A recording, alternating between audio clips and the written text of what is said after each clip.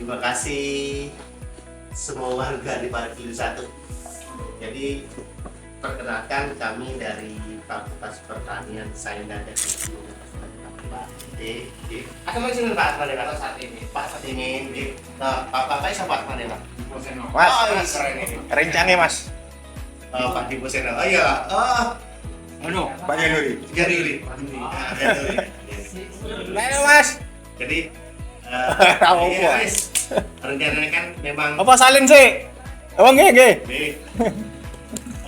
ingin melakukan ada kewajiban Pak saat ini Pak Dipo Tenor kami yang kalian tua kita ini sebagai tenaga pendidik coba berkomunikasi dan bersosialisasi. Kebetulan diarahkan untuk bagaimana santan kelapa ini nilainya bisa baik, pemasarannya bisa lebih bagus, mungkin lewat pemanfaatan teknologi, lewat digitalisasi. Sekarang siapa yang nggak pakai teknologi? Pak Satini, Pak Dipo, semuanya, Pak Arifin, semua macam-macam. Jadi bagaimana memanfaatkan itu sehingga penjualan santan kelapa itu bisa lebih baik. Jadi dalam hal ini kami dari Pertanian Lagi yang didukung oleh Pak Ardi, yaitu Pak Ardi Dominic Banjir. Beliau itu adalah dari lembaga penelitian Bapak Arifin, Pak Lino dari Korea. Nah itu ya nih Pak, ingin menyampaikan sedikit pengetahuan berkenaan bagaimana nanti lewat proses digitalisasi dan produk trading yang tadi penjualan santan kelapa itu bisa membantu. Apa yang selama ini beliau berikan komandonya kalau pasar panggil Pak, oh Pak Bejo, pasti kenal. Santan kelapa itu identik dengan Pak Bejo. Mungkin nanti merek Bejo gitu kan. Nah mungkin udah ke sawah. Oh iya, sama. Udah bertiga ya? Oke ya. Sambil berjalan Pak, jadi Pak, Mas, dibanding jualan Mas sekarang ini Mas. Kurang ini sih itu Pak. Maaf ya Pak, kita sambil mulai ya Pak. Sambil mulai. Ngajak Pak RT harganya ke sawah nggak? Oh ya tidak apa-apa. Ya. Kepada ya. Mas dibantu jual ya Mas. Iya. Nah, jadi kesempatan ini Mas dulu. Waktunya Mas. kita mau memperkenalkan pemanfaatan teknologi sehingga produk santan kelapa khususnya di Pontianak lewat Parkir ini bisa mempunyai nilai jual yang lebih baik. Mungkin mau bersingkat waktu Pak RT, Pak Samin, Pak Dipo, mari sini Pak, kalau orang telok, wah suruh, Mas, Pak Os, Pak Murfanto, Pak. Satu PB Pak Murfanto. Pak RT. Menurut saya sambil. Jadi mungkin untuk bersingkat waktu Pak Arifin, silakan Pak Hadi, mungkin Pak Wery menyampaikan beberapa hal yang mesti disampaikan ke Pak. Silakan. Terima kasih. Wabarakatuh. Salam sejahtera kita semua.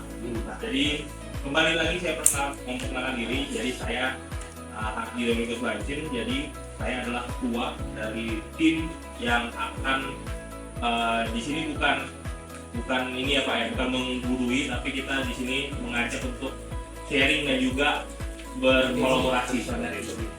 Jadi kami dari Universitas Pancabakti, Fakultas Pertanian Sains dan Teknologi, yang dimana pada kesempatan kali ini kami ingin menyampaikan materi tentang produk branding dan juga digital marketing pemasaran santan kelapa di Kota Pontianak bersama bapak-bapak dan juga abang-abang ya, abang-abang juga di sini, yang dimana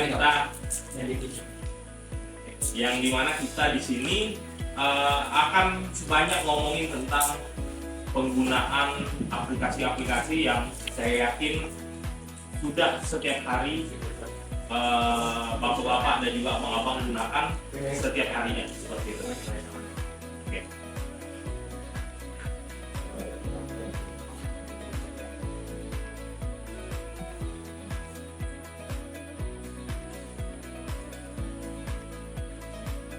Jadi hari ini kita mungkin tidak hanya sekedar berkumpul untuk berbicara tentang teori ya, bapak-bapak dan abang-abang. Jadi kita di sini juga hadir untuk misi, yaitu itu yang pertama. Menurut bapak-bapak nih, kalau misalkan kita lihat antara santannya kita dengan punyanya orang lain ataupun punya yang di luar, menurut bapak-bapak ini apa sih keunikan santannya kita? Fresh. Atau kelapa? Ya, lebih segar karena kan tidak melalui mungkin proses pengawetan ya dan sebagainya, langsung. Oke. Nah, sehingga memang kalau misalkan kita melihat USP ini ataupun kita menjual keunikan dari produk kita, yang pertama bisa kita kaitkan yaitu kesegaran, itu yang pertama. Ya. Nah, tapi apakah dengan hanya kesegaran saja cukup, Bapak? Nah, ternyata sekarang untuk pada zaman saat ini, ternyata merek juga menjadi sesuatu yang dilihat oleh para konsumen saat ini. Kalau misalkan kita lihat produk-produk yang sering kita gunakan, kalau misalkan air putih kita selalu teringatnya Aqua. Apapun mereknya kita pasti dibeli. Nanti kita sudah punya brand ataupun kita sudah mulai memasarkan secara digital, ternyata membuat konten tentang resep masakan itu ternyata menjadi daya tarik ibu-ibu itu untuk membeli produk kita. Kenapa seperti itu? Contohnya kalau misalnya Pak Bejo bikin rendang gitu ya. Nah, rendangnya pakai santannya Pak Bejo. Jadi gara-gara divisualisasikan di video itu sepertinya rendang yang menarik dan enak, orang-orang akan tertarik untuk membeli produk yang ke Pak Bejo. Seperti itu. Jadi seperti ini ya, mempengaruhi. Jadi video-video itu bisa mempengaruhi. Oh, ternyata kalau pakai santannya Pak Bejo, kalau kita bikin rendang rasanya akan lebih enak. Itu strategi konten digital yang mungkin nanti bisa digunakan. Lalu selanjutnya konten edukasi. Jadi di sini kita mengembangkan konten-konten yang memberikan pandangan ataupun pembelajaran kepada mereka yang menonton konten kita ataupun video-video yang kita buat. Oke, sekarang bapak-bapak dan abang-abang, media sosial yang sering dibuka setiap harinya apa? Facebook, TikTok, Instagram. Bapak-bapak yang lain, apakah sudah sering juga menggunakan media sosial? Paling sering mungkin WhatsApp lah ya. WhatsApp yang paling sering. Sering sekali. Kalau yang ini WhatsApp, TikTok, Facebook. Atau mungkin kalau misalkan di daerah, kalau di sini mungkin ya WhatsApp ataupun Facebook, Instagram, TikTok itu kan menjadi sesuatu yang saya rasa setiap hari bisa kita buka. Yang kalau misalkan kita bangun tidur, kita buka ya, kalau kita buka WhatsApp, Nah, itulah kekuatannya bapak-bapak sekalian. Ternyata pemanfaatan media sosial itu bukan ini ya, bukan hal main-main lagi. Sekarang Bapak Ibu, Bapak Ibu, Bapak dan Abang-abang, kalau misalkan lihat orang dengan follower di Instagramnya banyak, itu kelas sosialnya udah naik. Orang-orang follower di Instagram banyak, itu sesuatu yang menjual ini apa namanya? Seperti meninggikan status sosialnya sebenarnya. Sehingga kalau misalkan kita lihat ternyata konsep hidup sekarang sudah mulai ke media sosial ataupun dunia maya sekarang ini. Nah, sangat disayangkan kalau misalkan kita masih saja menjalankan bisnis dengan model-model yang konvensional ataupun yang mungkin saja yang tradisional. Memang perlu ada lonjakan-lonjakan untuk kita bisa mencapai pasar, tidak hanya pasar lingkup Pontianak, tapi siapa tahu saja nanti kita bisa mencapai pasar yang nasional. Nah, maka dari itu masuk ke digitalisasi dari pemasaran. Jadi digitalisasi pemasaran merupakan suatu upaya untuk mendigitalkan pemasaran produk-produk secara online. Sehingga kalau misalkan Bapak Ibu lihat, Bapak Ibu lagi, Bapak dan Abang-abang, jadi kita membuat seperti etalase digital. Jadi semua orang bisa melihat produk kita, brand kita. Ya. Jadi mereka akan tahu kualitas, mereka akan tahu harga, dan mereka akan tahu Lalu kalau misalkan tidak di rumah tangga, maka kita juga biasanya berkaitan dengan pemilik restoran dan juga pedagang makanan yang berkaitan dengan santan. Nah, sehingga kita perlu yang namanya membuat konsumen itu loyal. Sehingga di sini kita tidak hanya menjual santan, tapi kita juga menjual kepercayaan dan konsistensi rasa. Selanjutnya, tren konsumsi santan. Fakta di lapangan menunjukkan satu hal menarik. Masyarakat Pontianak punya preferensi yang sangat kuat terhadap santan segar. Kenapa? Karena santan segar membawa jiwa dari masakan-masakan legendaris kita, terutama yang mungkin saja yang biasanya digunakan di Pontianak, entah itu seperti gulai dan sebagainya macamnya. Semua butuh sentuhan khas dari santan alami, tapi kita juga tidak bisa menutup mata santan instan makin naik daun karena kemudahan penggunaannya. Apa artinya? Kita harus pintar, kita harus bisa memadukan nilai tradisional dengan strategi modern. Karena produk yang menang adalah produk yang menjawab kebutuhan.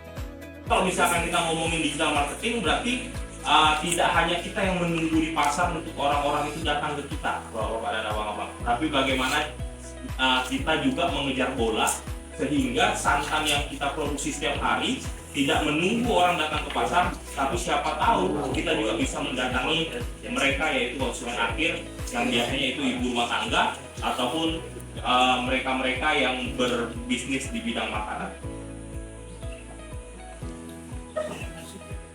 Oke, ini salah satu membangun brand santan kelapa yang kuat. Jadi bapak-bapak dan abang-abang bisa lihat di depan, ini adalah salah satu contoh kemasan ya, kemasan yang mungkin saja untuk saat ini kan kalau misalkan kita masih secara tradisional, mungkin kita tidak memikirkan bagaimana cara membungkusnya dan sebagainya macamnya. Tapi kalau misalkan kita lihat di pemasaran yang modern, masyarakat sekarang, ketika orang melihatnya juga karena di packaging warna hijau itu kan menggambarkan kesegaran ya. Jadi fresh gitu. Ketika melihat, oh ternyata bagus nih, bebek saya beli ini, gitu. Dan lebih dipercaya gitu. Ketimbang kalau misalnya kita hanya menjualnya dalam bentuk plastik putih dan sebagainya seperti itu kan, orang-orang kadang-kadang nggak malah turun kepercayaan terhadap produk kita seperti itu. Nah, disinilah bagaimana cara kita membranding ataupun memberikan merek pada produk kita seperti itu.